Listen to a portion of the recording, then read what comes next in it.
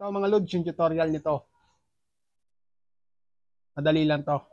Tara, sa CapCut, gawin natin. Let's go. Siyempre po, habang nagkakape po ako sa umaga, naisipan ko pong gawin to. Simpleng video lang po uli ang ginawa natin dito mga lods. Basic lang to mga lods, kayang-kaya nyo to. Kapag meron na po kayong gantong video, mag-umpisa na po tayo. Dapat po nakatap po tayo dito para ma-highlights dahil magduduplicate po muna tayo. Focus po tayo sa baba, piliin po natin sa baba yung duplicate. Kapag may duplicate na po tayo, stay lang po tayo dyan sa unahan. Focus po tayo sa kamay ko. I-timing po natin yung bago po lumapat yung kamay ko sa tasa. Stay lang po tayo dyan. Stay lang po natin dyan yung playhead o yung puting guhit. Saka po natin piliin yung split sa baba. Tapos po, abante po tayo. Sa pagtanggal po ng ating kapihan, stay lang po uli tayo dyan. Tapos piliin po uli natin yung split sa baba. Then yung nasa gitna, burahin po natin.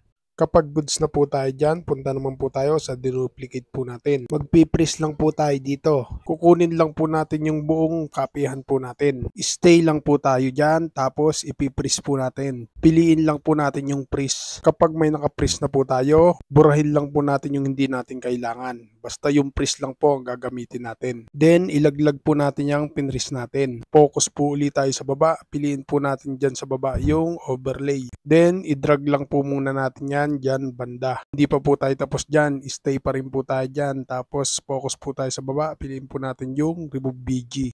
Then, custom removal. Tapos po, piliin lang po natin yung brush. Basta yung walang pro lang po ang gamitin natin. Dahil yung may pro po, may bayad po yan. Lalo na kung kuripot ka. Kaya dun lang tayo sa walang pro. Malinaw po ba? Tapos po, i-adjust lang po natin yung brush size. Then, papulahin na po natin yung ating tasa o yung ating kapihan. Basta technique lang po dito mga lods. Basta dahan-dahan lang. Tapos po, i-atras natin. Itapat lang po natin dyan sa in-splitan. Then, stay pa rin po tayo dyan sa unahan yan. Tapos po, focus po ulit tayo sa baba.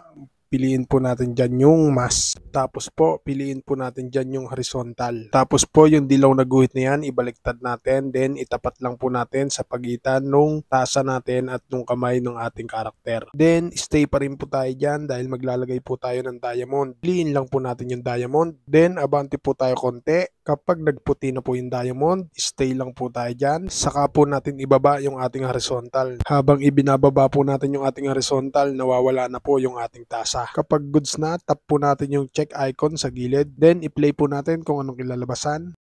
Pag goods na, burahin po natin yung hindi natin kailangan, yung sobra. Finally, kapag all goods na po, ready to export na po natin to mga lods. Yung resolution, lagay po natin sa 180, tapos high po natin. Then, ready to export. Diba? Basic na basic lang sa inyo mga lods.